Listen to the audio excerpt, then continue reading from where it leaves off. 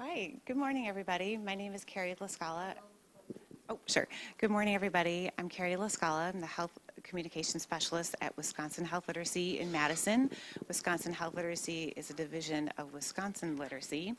And today I'm going to be talking about a project we're working on called Let's Talk About Medicines, Workshops for Refugees and Immigrants. In a couple of minutes, I'm going to talk about some of the challenges we face and some of the lessons we learn. But first, I just want to give you a little bit of background about the project. The project goal was to help refugees and immigrants gain a better understanding of how to more safely and effectively use their medicine, and also develop a comfort level in asking their pharmacists or doctors questions. This project is actually based off another project that we had been working on at Wisconsin Health Literacy for senior citizens. And it came to our attention that refugee organizations within the state of Wisconsin would be really interested in the same material for the refugees that they serve. And so with that in mind, we applied for and received a grant from the Wisconsin Department of Health Services in their Minority Health Program. And we modified the project to make it more relevant and applicable to refugees and immigrants. So the workshop design is a 2-year project, and we partner with refugee and other community organizations, and we are doing 20 workshops per year. We've already finished year 1, and year 2 actually will finish up at the end of June of this year. And the idea behind the first year was that we from Wisconsin Health Literacy would go in and facilitate the workshops for the refugees in the community. We'd go to the different organizations and host the workshops there. And during this same time, staff from the refugee organizations stayed and observed. And so for sustainability purposes, they now are implementing the workshops themselves in year 2. It's a 90-minute interactive workshop. We use interpreters and translations when necessary. Our goal is to have 15 to 30 participants per workshop. We have pre and post tests done during the workshop, and then a 60-day survey afterwards, and each participant receives a pillbox. Some of the workshop topics are up here, and actually these workshop topics were determined when we did the project for our seniors. We did some research, talked with doctors and pharmacists, and found that these were some of the issues that seniors were struggling with. And so our content has stayed primarily the same for refugees and immigrants. We did modify it a little bit. After we received the grant, we met with community health educators at the refugee organizations to get their feedback on what else we should do and how else the workshop should be modified for refugees. And so one of the things that came up was the middle one right there. Oops, sorry. I think I just lost my screen. The one that says shutter? Yeah. Shutter. Oops, I hit the wrong button. Yeah. All right. Okay, sorry about that. Okay, so the middle one right there for the prescription medicine or for the over-the-counter medicines, we did that with seniors, and the idea behind that was just to let them know that some over-the-counter medication can't be taken at the same time as their prescription medicine. Well, with refugees and immigrants, that's also still very important, but we took it a step further down below and also let them know that some herbals or plants or other cures that they might be taking in their home country, the same thing applies where they might not be able to take those at the same time they're taking prescription medicines here. And then the last slide over on the right hand there, when we were talking with our community health educators, they said you might want to start even more basic and just talk about the differences between a pharmacist and a doctor and what happens at a pharmacy. Because some of the refugees, depending on where people are from, they might get their medicines directly at the doctor's office and not have to go to a pharmacy. Other times they can just go to a market, and if they can afford to buy the medications, they'll just buy it there.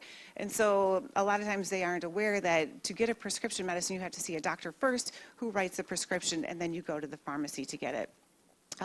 So we modified, like I said, some of our material content. We did more translations with this workshop, of course, and then brought in a lot of sample medications so they could just see what is a liquid medicine. Here, physically, this is what it looks like, or what is an inhaler, what does it look like? So challenges, not surprisingly, I'm sure the most challenging aspect of this was language and interpretation, but not necessarily in the way that you might think. We had interpreters at our workshops, and that works out great, especially if it's just one language. So, or two languages and two interpreters. But we did have one incident where we had, or one workshop where we had 6 different languages and 6 different interpreters, and I left with a little bit of a headache after that workshop. But it just got a little out of control at that point, and so it's just easier if it's just having one language primarily that you're working with. The other is the written translations. We were having some difficulty with some of the less common languages. Ideally, when we first started this workshop, or what we had in mind, was that we weren't going to have any written translations at all. We were just going to use interpreters in the workshops. But then talking with the refugee organizations, they said, if you can have any kind of translations, that's really helpful. And so we did. We couldn't do it for all. And looking at some certified translation companies, some of them didn't have some of the less common languages available for translation. Or if it did, it was going to be costly, or it was going to take a long time to get the translations back. And so what we did is we went back to the refugee organizations, and sometimes a staff person from the refugee organization could translate, or they knew people in the community who could translate that they trusted that could do a good job, and so we did some translations like that. Even still within that, there were some interesting things that came up, and mostly because I just wasn't aware of this. But one example was our Arabic translations. I didn't realize Arabic was read right to left.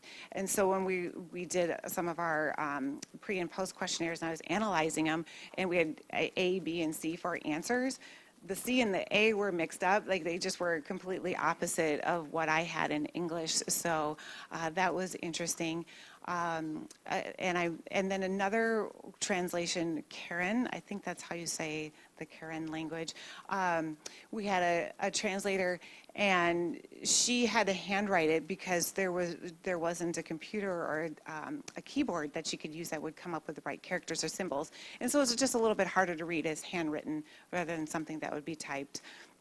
And then with our English language learners, you have, sometimes we would go to a workshop where they're teaching English at the same time, and so they want the materials and everything to be taught in English.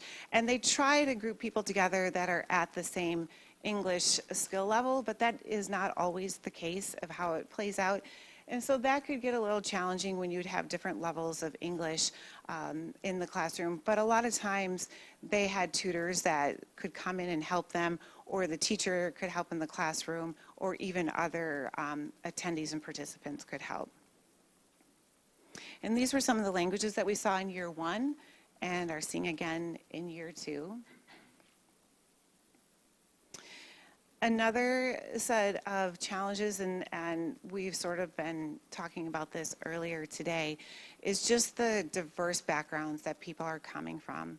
And it's not just different cultures, but different communities within the cultures, different languages that they speak, and different backgrounds. Some people have been in refugee camps for a very, very long time. Others are coming in as immigrants. The level of education varies widely. Some have no formal training or very little education training. Some can't read and write in their own native language. And so people coming in have all types of backgrounds, or even their prior medicine use, what I was saying earlier. Sometimes they get it at the doctor, sometimes they got it at the pharmacist. And so those are things you just have to keep in mind, and just be prepared for anything, and just be very open to questions and really encourage them to ask questions when they're in the workshop. And this is a breakdown of race and ethnicity for year 1. And then other challenges were with the organizations themselves. They were phenomenal partners. We worked with 13 different organizations in year one to do the 20 workshops, so some did a couple of them. There has been some reluctance for some of them to renew in year two. It does take a long time.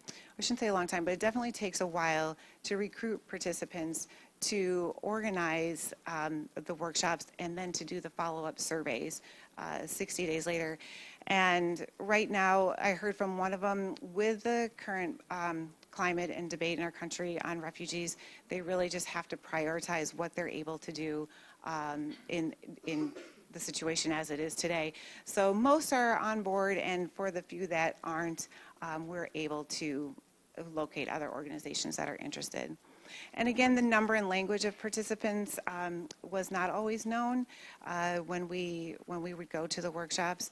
And the follow-up surveys that the organizations handle could be challenging to get, because 60 days later, the refugees may be working, or they may have a new contact information, or they just can't reach them. So they did the best they could and got back as many surveys as were possible.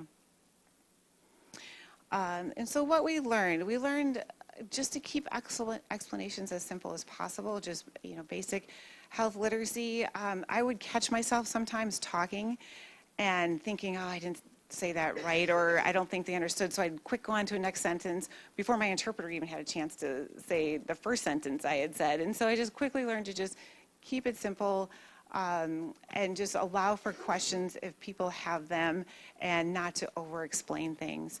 Remaining flexible, whether it's with a workshop or aspects of the workshop.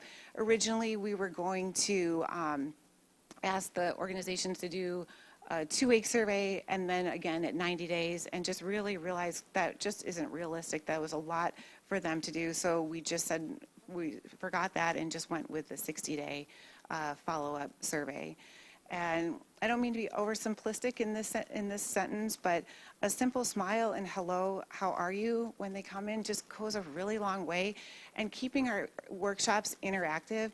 If someone is just up here talking the whole time, not allowing for questions or asking questions, not getting feedback, I think that's harder for people then to really ask questions. But if they start to become more comfortable, they feel more confident to ask the questions that they might have in the workshops.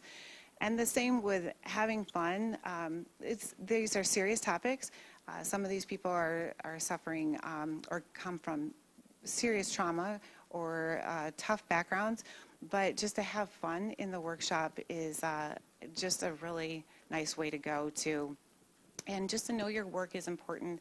After one of our workshops last year, one of the refugee medical liaisons, she had contacted me and said that a client she was seeing had come in and he has multiple medications that he's managing.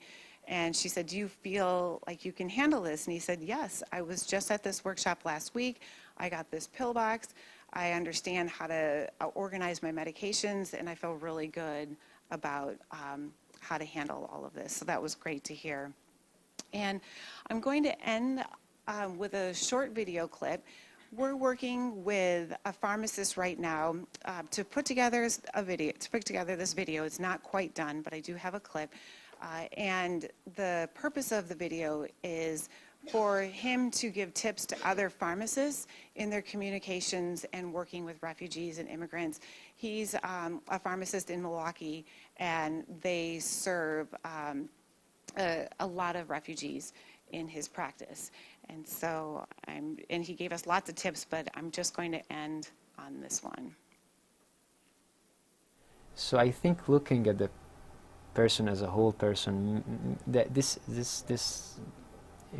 being like compassionate to the patient, it's just they would feel this connection with you, they would trust you, they would come back to you, and they would ask you more questions, and maybe they just ask you some life questions, even if you don't speak the language, but they think that you are the one in the healthcare community who made the extra effort to try to communicate with them. So I think that's important to bring to the table as well.